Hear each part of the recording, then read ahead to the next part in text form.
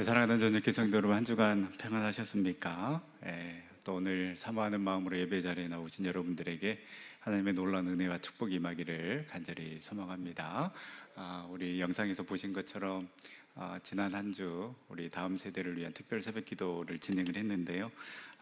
일주일이 어떻게 지나갔는지 모르겠습니다.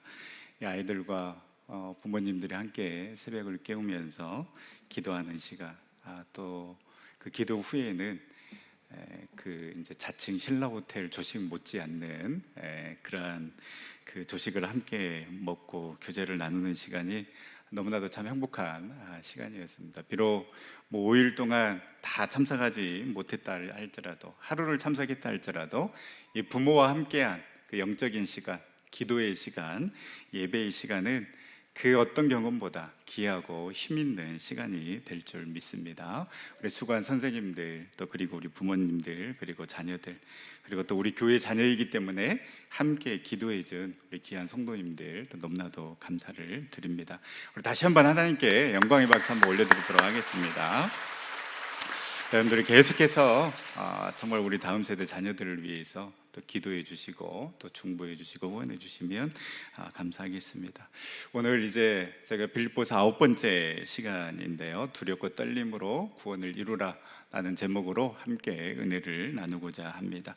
우리 지난 시간에 우리 빌립보서 2장 5절에서 11절 말씀을 묵상하면서 이 성도의 삶의 본이 되신 그 예수 그리스도가 어떠한 분이시고 어떠한 삶을 사셨는지에 대해서 묵상하였습니다. 사실 우리가 지난주에 묵상했던 이 빌립보서 2장 5절에서 11절 말씀은 굉장히 교리적으로도 굉장히 중요한 말씀이다라고 말씀을 드렸습니다. 예수님의 그 신성과 인성에 대해서 가르치고 있고요, 또 예수님의 대속적인 죽음과 영원한 통치 등 이 기독론에 대해서 이 본문만큼 자세하게 이야기하고 있는 본문은 없습니다. 그런데 바울이 이 교리를 이야기하기 위해서 이 빌립보서 2장 5절에서 11절 말씀을 기록한 것이 아니라 우리에게 모범을 보여주신 그 예수 그리스도의 삶에 대해서 이야기하면서 그러한 삶을 살아가도록 권면하고 있는 말씀이다라고 묵상하였습니다. 예수님은 하나님과 동등한 분이시지만 그러나 자신을 비워 종의 형체를 가져 사람들과 같이 되셨습니다.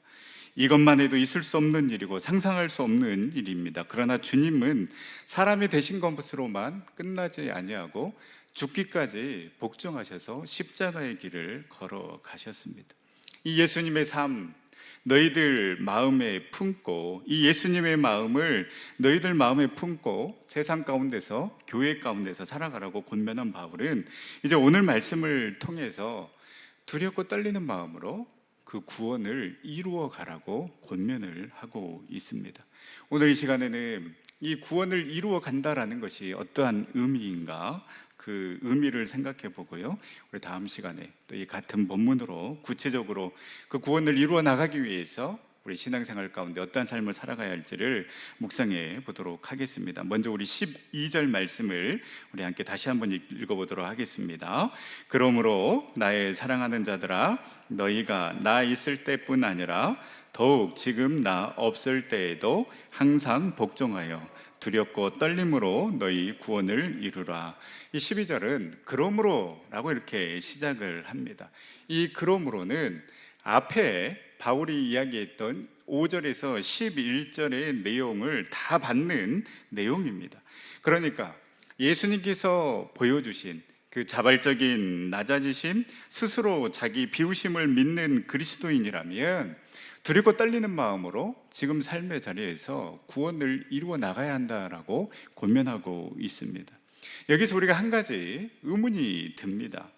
우리는 지금 이미 구원을 받았는데, 그 예수 그리스도의 보혈의 피로 말미암아 이미 저와 여러분들은 구원받은 자입니다. 그런데 이 구원을 이루라 라는 이 말씀은 무슨 말인가? 지금 우리가 받은 이 구원이 부족하다라는 의미인가? 그렇다면 나의 노력으로 뭔가를 더 해야 한다라는 것인가? 라는 그러한 의문이 들게 됩니다. 여러분, 구원에는 세 가지의 의미가 있는데요. 이 구원론에 대한 분명한 인식과 확신이 있어야지만이 우리는 흔들리지 않습니다. 여러분, 구원에는 이 세 가지 시제가 있습니다. 과거 완료가 있고, 현재 진행이 있고, 미래 완료가 있습니다. 그래서 우리가 구원을 말할 때에 나는 구원 받았습니다 라고 말하는 것도 맞고, 나는 구원 받고 있습니다 라고 하는 것도 옳고, 나는 구원 받을 것입니다 라고 하는 것도 틀리지 않습니다. 이 과거 완료의 구원을 칭의라고 합니다. 그리고 지금 현재 진행의 구원을 성화라고 이야기를 합니다. 그리고 미래 완료의 구원을 영화라고 하는 것입니다.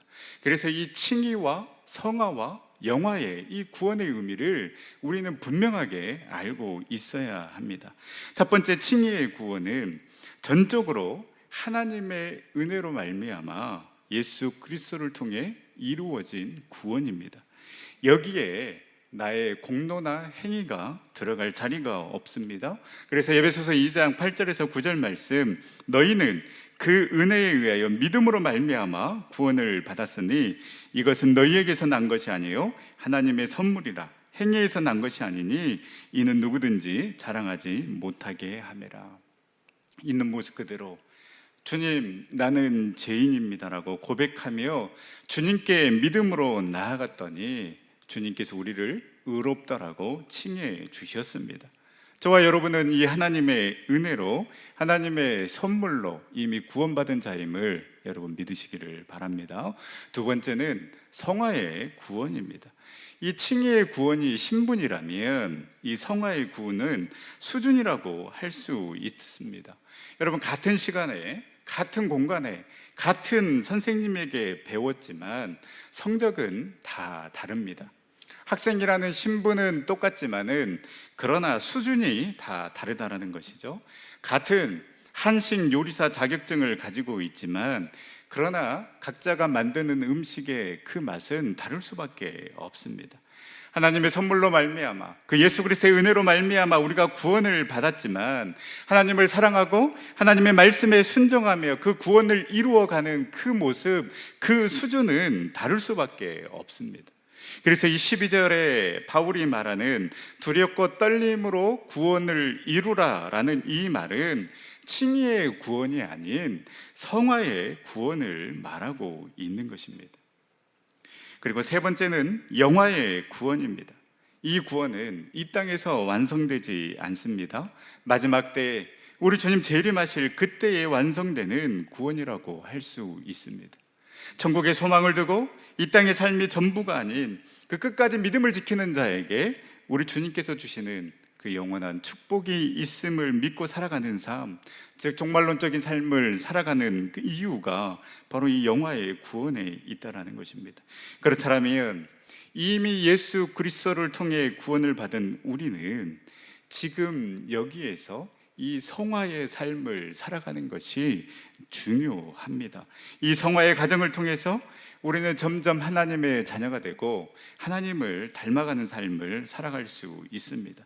그래서 말씀드린 것처럼 바울이 12절에서 두렵고 떨림으로 너희 구원을 이루라 에서의 이 구원은 칭의의 구원이 아닌 이미 구원받은 그 성도들에게, 그 빌립보 성도들에게 두렵고 떨리는 마음으로 그 성화의 구원을 이루어 가라고 말씀하고 있는 것입니다.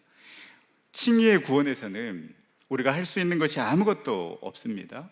그렇다면 우리가 할 수 있는 것이 아무것도 없기 때문에 우리는 아무것도 하지 말고 그냥 가만히 있으면 이 구원이 완성되느냐? 아닙니다. 구원받았기 때문에 이제 마음대로 살아가도 되고 죄 짓고 살아가도 괜찮다. 여러분, 여기에서 이단이 나오는 것입니다. 성화의 단계에 있는 우리는 삶의 현장에서 이미 바울이 빌립보 성도들에게 이야기한 것처럼 복음에 합당한 삶을 살아가야 합니다. 그리고 세상과 다른 그 예수 그리스도의 마음을 품고 겸손한 모습으로, 낮아지는 모습으로, 기꺼이 순종하는 모습으로 살아갈 때에 영화의 구원이 저와 여러분들을 기다리고 있는 줄 믿습니다. 그래서 바울은 그의 마지막 서신서 디모데 후서에서 이렇게 이야기를 합니다. 디모데 후서 4장 7절에서 8절 말씀. 나는 선한 싸움을 싸우고 나의 달려갈 길을 마치고 믿음을 지켰으니 이제 후로는 나를 위하여 의의 면류관이 예비되었으므로 주 곧 의로우신 재판장이 그날에 내게 주실 것이요 내게만 아니라 주의 나타나심을 사모하는 모든 자에게도니라. 이 영화의 구원, 마지막 날 우리 주님께서 예배해 놓으신 의의 면류관을 받기 위해서 지금 우리는 이 치열한 삶의 현장에서 치열하게 믿음으로 선한 싸움을 싸우고 주님을 굳게 붙잡고 믿음의 길을 끝까지 걸어가야만 하는 것입니다. 즉, 이 성화의 단계에서 구원을 이루는 그 치열한 싸움이 있어야지만이 영광의 면류관을 받을 수 있고 그 영화의 구원을 누릴 수가 있는 것입니다. 그래서 바울은 두렵고 떨림으로 그 구원을 이루어 가라고 말씀하고 있는 것입니다. 여러분, 우리가 왜 무너집니까? 여러분, 왜 그리스도인들이, 왜 교회가 손가락질을 당하며 소금과 빛의 사명을 감당하지 못하고 있습니까? 바로 이 성화의 단계에서 두렵고 떨림으로 구원을 이루어 가지 못하기 때문에 성도들이, 교회가 손가락질을 당하고 있는 것입니다. 너무나도 쉽게 생각합니다. 이제 나 구원 받았다고, 나 교회에 다닌다고, 나 예배 드린다고 자꾸만 과거에만 머물러 있지 지금 여기에서 이 성화의 구원을 완성해 나가지 못하고 수준에 있는 그 그리스도인으로 살아가지 못하기 때문입니다. 여러분, 내 스스로 나는 교회 다니고 있다, 나는 성도다라고만 하고 있지, 사도행전 11장에 나오는 것처럼 그 안디옥 교회의 교인들처럼 믿지 않는 사람들에 의해서 정말로 당신이야말로 그리스도인입니다, 당신의 모습 가운데 예수님의 모습이 보입니다라는, 그래서 그리스도인이라고 일컬음을 받았던 그 일컬음을 우리가 받고 있느냐라는 것입니다. 두렵고 떨림으로 구원을 이루라. 이 두렵고 떨림으로는 모두 경외함으로 번역할 수 있습니다. 구원에 대한 경외함이 있어야 된다는 것입니다. 그리고 이 경외함을 다른 말로 바꾸면 신비감이라고 할 수 있습니다. 당연하게 여기는 것이 아니라 이 구원이 두렵고 떨림으로, 신비감으로 계속해서 매일매일 새롭게 나에게 다가와야 한다라는 것입니다. 그렇게 될 때에 우리는 말할 수 없는 그 은혜와 사랑을 받은 감격으로 살아갈 수 있는 것입니다. 내가 어떻게 구원받았는지, 내가 어떻게 하나님의 자녀가 되었는지 우리는 매일매일 묵상하고 생각해 보아야 하는 것입니다.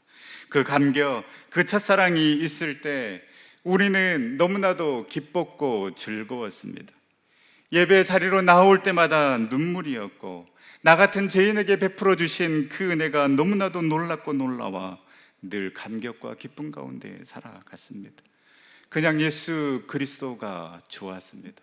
물질이 있어서, 물질이 풍부해서 좋았던 것이 아니라 나 같은 죄인 하나님의 자녀 삼아주신 그 하나님의 은혜가 놀랍고 놀라워서 매일매일 예배 자리로 나오는 것, 기도 자리로 나오는 것, 그 말씀 붙잡고 순종하며 살아가는 삶이 너무나도 기쁘고 즐거웠습니다. 그런데 지금은 예수님의 자녀라고 하는데, 예수님을 믿는다고 하는데 예수보다 세상의 것이 더 눈에 들어옵니다. 이미 주신 것, 내가 이미 누리고 있는 것에 대해서 감사하기보다는 나는 없는데 왜 나보다 못하는 것 같은 저 사람은 저런 것들이 있지, 비교하기 시작하니 감사와 감격도 다 사라져버리고 한없이 내가 초라해 보입니다. 사랑하는 전성교회 성도 여러분, 다시 한번 우리가 초심으로 복음 앞으로, 십자가 앞으로 나아가서 그 구원의 기쁨과 감격, 그 첫사랑 회복하여 우리에게 주신 이 구원의 선물이 당연한 것이 아니라 늘 새로움으로 다가오고 경외함으로 다가와서 두렵고 떨리는 마음으로 성화의 구원을 이루어 나가는 우리 전생의 모든 성도님들이 다 될 수 있기를 간절히 소망합니다. 또 한 가지 우리가 생각해 볼 것은 12절에 바울은 분명히 이렇게 이야기를 하고 있습니다. 그러므로 나의 사랑하는 자들아, 너희가 나 있을 때뿐 아니라 더욱 지금 나 없을 때에도 항상 복종하여 두렵고 떨림으로 너희 구원을 이루라. 내가 있으나 없으나 항상 복종하여 두렵고 떨림으로 너희 구원을 이루라고 권면하고 있는데요, 이미 우리가 묵상했듯이 이 빌립보 교회와 교인들에게 있어서 이 바울의 존재는 절대적이었습니다. 이 빌립보 교회는 바울이 유럽에서 첫 번째로 세운 그러한 교회였습니다. 그리고 우리가 1장에서 바울이 고백했듯이 예수 그리스도의 그 심장으로 이 빌립보 교회와 이 빌립보 성도들을 사랑했던 사람이 바로 바울이었습니다.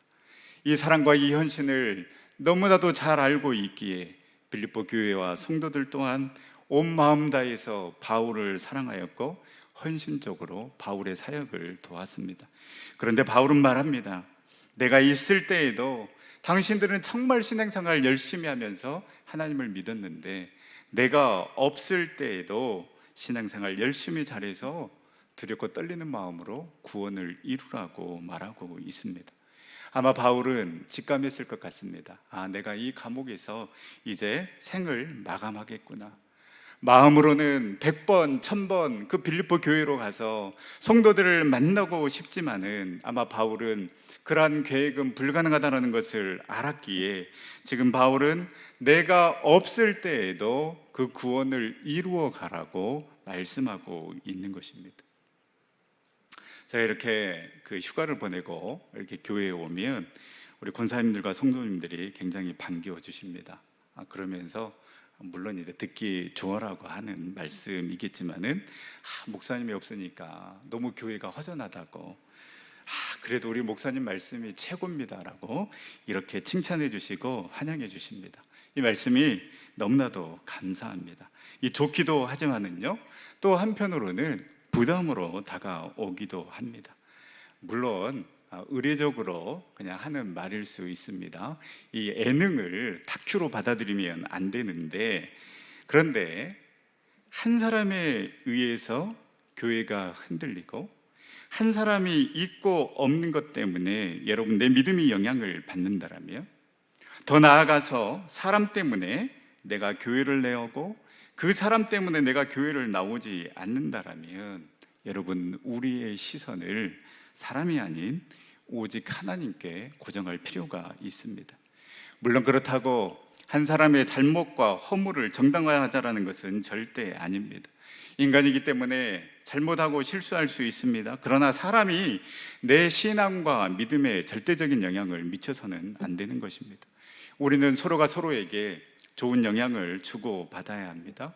또한 신앙의 모델이 있다는 것, 이 같은 공동체 안에서 내가 우리 장로님처럼, 우리 권사님처럼, 우리 집사님처럼 신앙생활을 해야 되겠다라고 그렇게 신앙의 모델이 있다는 것, 너무나도 행복한 공동체입니다. 또한 영적 지도자의 가르침과 사랑을 통해서 예수 그리스도를 알아가고 신앙생활을 하는 것이 너무나도 즐겁고 행복해지는 것, 크나큰 은총이라고 할 수 있습니다. 여러분, 그러나 그렇다고 그 어떤 사람도 예수님의 자리를 대신할 수는 없는 것입니다. 지난 7월 달부터 계속해서 이 수요일 날 저희 교육부에서 헌신하는 우리 목사님 전도사님들이 말씀을 전하고 있는데요, 제가 우리 목사님 전도사님들 전하는 말씀을 들으면서 다들 말씀을 참 잘 전하신다, 우리 교육부가 소망이 있구나라는 것을 확신했습니다. 제가 말씀을 들으면서 너무나도 은혜스럽게 이 말씀을 잘 전하니까요, 제가 긴장이 되더라고요. 그러면서 제가 속으로 당신들도 매주 말씀 한번 전해봐라, 엄청 힘들 거야, 잘 안 될 거야 라는 그런 마음이 들기도 하더라고요. 여러분, 누가 말씀을 전하든 우리는 그 말씀을 하나님의 말씀으로 받아들일 준비를 하고 오늘 나에게 들려주신 말씀으로 청종해야 합니다. 누가 말씀을 전하느냐에 따라 예배의 참석 유무가 결정이 된다라면, 또한 리더 한 사람에 의해 내 믿음이 흔들린다라면 우리는 성화의 구원을 이룰 수가 없습니다. 강력한 리더십 이후에 그분이 은퇴하면 교회가 흔들리는 교회들이 참 많이 있습니다. 또 그 혼란을 최소화시키기 위해서 자녀를 세습시키는 교회도 있습니다. 여러분, 모두 다 인간적인 생각이요, 결국 하나님이 아닌 사람에게 더 집중했기 때문에 일어나는 일이라고 할 수 있습니다. 여러분, 내가 정말 믿고 따르는 그 사람의 부재 때문에 여러분 혹 흔들리고 있습니까? 내가 정말 사랑하는 사람의 부재 때문에 허전함을 느끼고 있습니까? 정말 내가 믿었던 사람으로부터 실망함으로 인해 신앙에 대한 회의감을 느끼고 있습니까? 여러분, 바울이 부재하다고 해서, 내가 믿고 따르는 리더가 부재하다고 해서 하나님까지 부재한 것은 아닙니다. 오히려 우리는 더욱더 우리의 시선을 하나님께로 돌릴 절호의 기회임을 알아야 합니다. 우리가 의지하고 바라봐야 할 분, 오직 예수 그리스도 한 분뿐임을 여러분 믿으시기를 바랍니다. 바울이 자신이 없어도 흔들림 없이 두렵고 떨림으로 그 구원을 이루어 가라고 권면의 말씀을 우리가 기억하면서, 사람에 의해 좌지우지되는 믿음이 아닌 오직 우리의 구원의 반석 되시며 우리의 참 주인이시며 리더이시며 목자 되신 그 주님을 바라보며 끝까지 믿음의 길 걸어가는 우리 전생의 귀한 성도님들 다 될 수 있기를 간절히 소망합니다.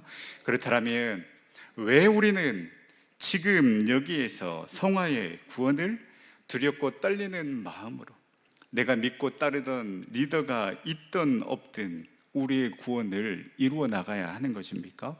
그 누구보다도 우리 주님께서 이러한 모습을 더욱더 간절히 원하시기 때문입니다.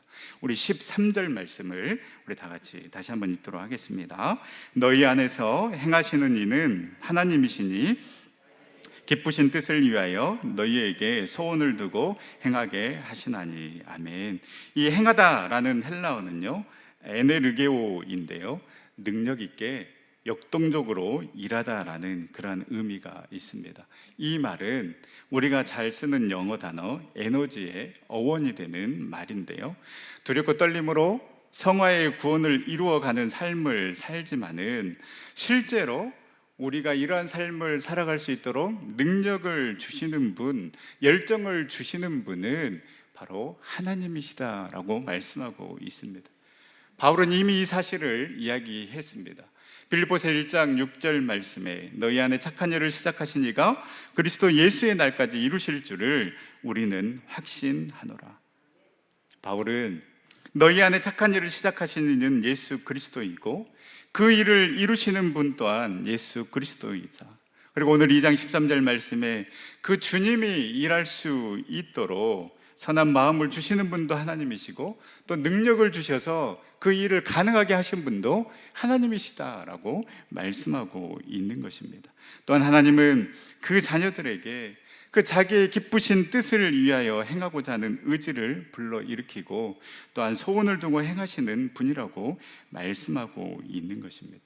하나님은 인격적인 하나님이십니다. 당신의 자녀들을 통하여서 당신의 일을 이루어 가시는데 강압적으로 시키시는 것이 아니라 그 마음에, 그 하나님 자녀의 마음에 그 당신의 일을 이루어 가실 수 있도록 마음속에 원함을 먼저 주시고 자발적으로 기쁨으로 그 일을 감당하게 하십니다. 그렇기 때문에 여러분, 하나님이 하시는 일은 참으로 놀랍습니다.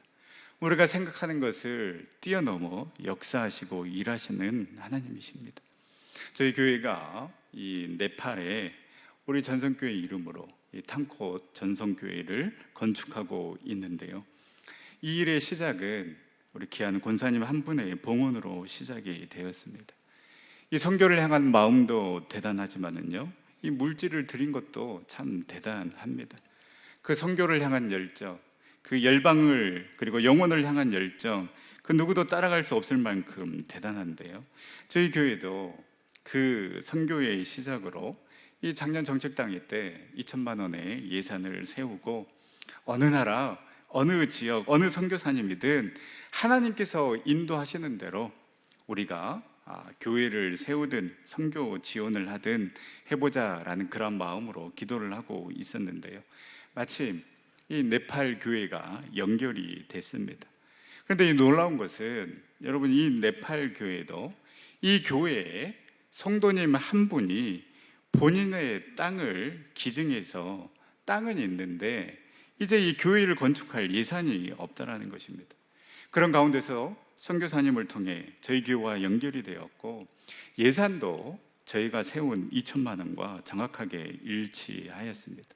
그래서 여러분 사진에서 보시는 것처럼 그렇게 공사가 시작이 되었습니다. 그리고 지금은 이제 이렇게 완성되어 가고 있는 상황입니다. 그리고 이 현지 교회에 그 아이를 안고 있는 이제 그 옆에 있는 분이 바로 이 교회의 이제 현지 사역자입니다. 지금 우리나라로 치면 이제 신대원 과정을 공부하고 있는데요. 이 과정을 마치면 목사 안수를 받고 또 목사님으로서 귀한 사역을 감당하게 될 것입니다. 그리고 또 다른 사진, 그 앞에 있는 분이 바로 이 전도사님의 이제 형님이신데 이분도 이제 목사님이십니다. 여러분, 이곳 전주 땅에서 한 사람의 마음을 움직였습니다.